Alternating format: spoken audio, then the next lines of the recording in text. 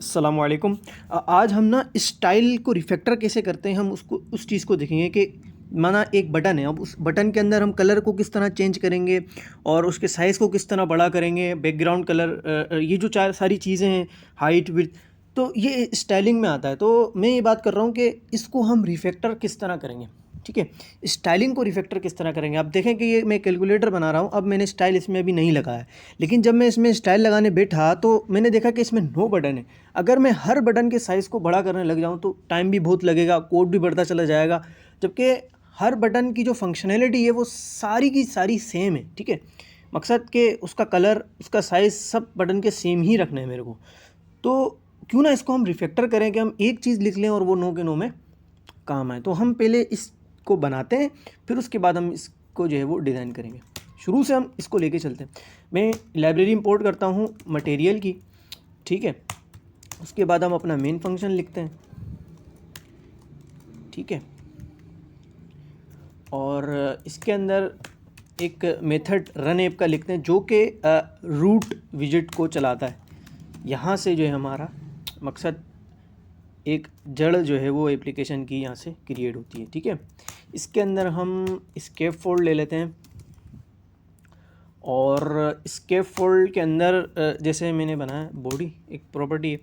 अब हम कॉलम ले लेते हैं, चूँकि बटन जो है वो वर्टिकल एक्सिस में आएंगे, और कॉलम को हम मेन एक्सिस अलाइनमेंट कर देते हैं सेंटर, ताकि जो भी चीज़ है वो सेंटर में हमारे आए। ठीक है, इसके बाद हम चिल्ड्रन लेते हैं और चिल्ड्रन के अंदर देखें हमारे पास हमें 3 रो चाहिए। ठीक है, 1 2 3, तो हम एक रो लेते हैं, उसको बना के फिर कॉपी करके 3 दफ़ा हम उसको लगा देंगे। ठीक है, और इसको भी हम चाहते हैं कि ये चीज़ सेंटर में आए, तो हम इसको main axis alignment dot centre, तो जो भी चीज़ है वो हमारी सेंटर में है। अच्छा, अब इसके बाद हम बटन जो है वो क्रिएट करना है, तो हम चिल्ड्रन लेते हैं। चिल्ड्रन के बाद हम बोलते हैं टेक्स्ट बटन। हम कौन सा बटन ले रहे हैं? Text button. ठीक है, और इसको इसी डमी से हम रखते हैं। अभी चिल्ड्रन के अंदर हम टेक्स्ट लेते हैं, जैसे कि हमने वो करना है कि ये 7 है, ये 8 है, और इसके अंदर हम बताते हैं कि ये 7 है। ठीक है, हम इसको कॉपी करके 3 बटन यहाँ क्रिएट कर देते हैं। एक रो में 3 बटन होते हैं, 7 8 और ये 9। अब आप देखें कि ये बटन हमारे आ गए, इस तरह आ गए। अब देखें मैं 7 को बड़ा छोटा अच्छा नहीं लग रहा कैलकुलेटर, तो मैं इसको बड़ा कैसे करूँगा? इसका कलर जो मैं चेंज करूँगा वो मैं यहाँ से करूँगा। ठीक है, स्टाइल, टेक स्टाइल, और जैसे कि स्टाइल टेक स्टाइल, इसके अंदर अभी आप देखें कि मैं कलर्स डॉट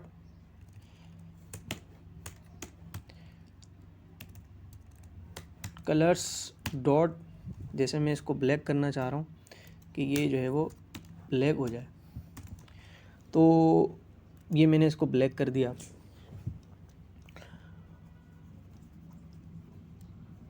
ठीक है, ये ब्लैक हो गया। अब मैं चाह रहा हूँ कि ये सारे के सारे जो मेरे बटन हैं वो ब्लैक हो जाएं। तो अब देखें आप कि इस तरह मैं सबको करता रहूँ तो कितना टाइम जो है मेरा लगेगा। मैं जैसे फ़ॉन्ट साइज़ है, अब मैं फ़ॉन्ट साइज़ को जैसे मैं बढ़ा दूँ, मैं कर दूँ इसको 28.0, देखें ये हमारा बढ़ गया। ठीक है, अब मैं सब बटन को जैसे 9 बटन मेरे नीचे उनको मैं बढ़ाऊँ तो कितना टाइम हमारा जैसे इसमें खर्च होगा। तो बनिस्बत ये मैं चीज़ें करूँ, मैं थोड़ा सा ना इस चीज़ को स्पीड तेज़ कर देता हूँ कि हम एक ही चीज़ को जगह जगह लगाएं और हमारा काम इजीली हो जाए।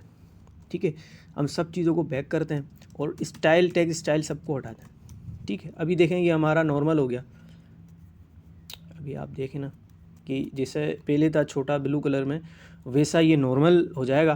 फिर हम एक इसको स्टाइल को रिफैक्टर करते हैं कि हम एक चीज़ एक लिखें और सब में वो चल जाए। ठीक है, अब हम एक वेरिएबल बनाते हैं मेन फंक्शन के बाहर। ठीक है, कॉन्स्ट करके, और हम इसमें लिखते हैं के। अब चूँकि कॉन्स्टेंट है तो पहला कैरेक्टर, आप जो पहला लेटर है वो आप लार्ज कैपिटल में रख सकते हैं के, और हम लिखते हैं टेक्स्ट स्टाइल, या आप यहाँ पर बटन भी लिख दें, बटन टेक्स्ट स्टाइल।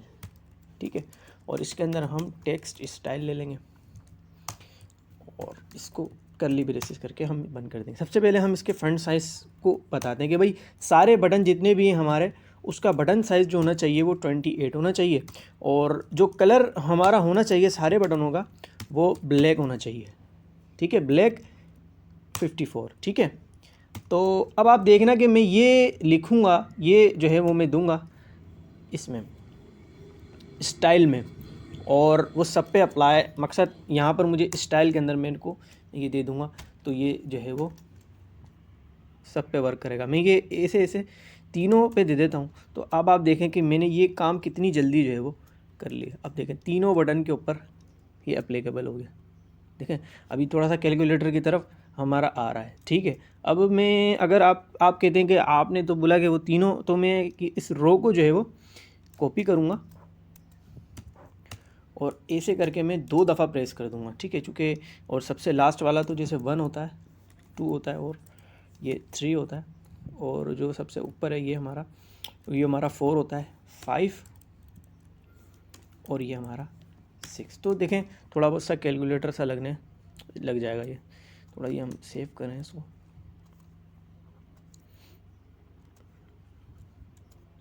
इसमें थोड़ा सा एरर है, देखते हैं इसमें, ठीक है। 7 8 9 4 5। अच्छा अब थोड़ा बहुत कैलकुलेटर सा लगने लग गया, लेकिन जो मकसद बताना चाह रहा था मैं, मेरी वीडियो का जो मकसद था वो रिफैक्टर, स्टाइलिंग का रिफैक्टर करना था, तो वो हमने कर लिया। अब ये बात कहना कि भाई इसमें पैडिंग, इसमें मार्जिन, तो वो सारी चीज़ें भी हम कर सकते हैं, रिफैक्टर के थ्रू भी कर सकते हैं, वैसे भी कर सकते हैं। लेकिन हल्का सा आपने टेक स्टाइल का रिफैक्टरिंग आपने देखी कि स्टाइल की रिफैक्टर हम किस तरह से करते हैं, ठीक है। Thank you.